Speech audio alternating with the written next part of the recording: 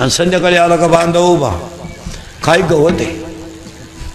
अरे मग येळा घे का हिंडतो काय बोंबलत लगेच त्याचं शिंगरू येणार बिनमिशीचं. शेतीला नियोजन नाही. मग त्याचा बाप चपटी मारेल. याला उपाय काय. मग त्या पोऱ्याच्या तोंडात गोवा